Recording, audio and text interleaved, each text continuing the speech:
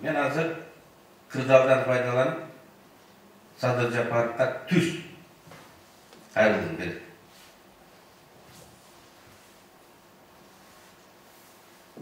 Алдыга чоң бийик максаттарды коюш керек.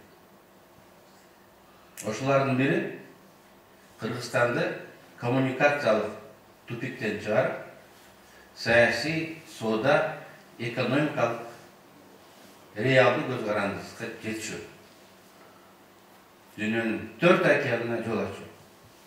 Бул Петр биринчи койгондой эле стратегиялык тапшырма. Эгер ушул жолду баштасам,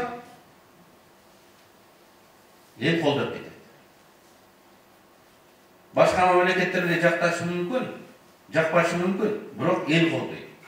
Эл колдосо башка мамлекеттер, империялар дагы эч нерсе кыла албайт. Эл колдобосо жөн эле бир пүдөп күйлөп койсо, президенттер түш калат. Мен кеңеш берет элем. Чоң проектин башташ керек.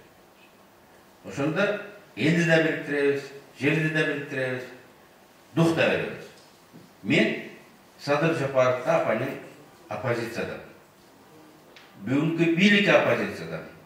Бирок бул проектини колдосо, биз колдойбуз.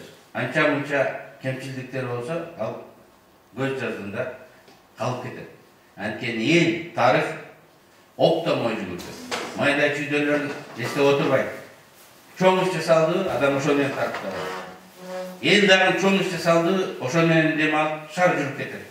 Майда барак ал унутулат. Ушундай чоң тарыхый кадамдарга чакырат.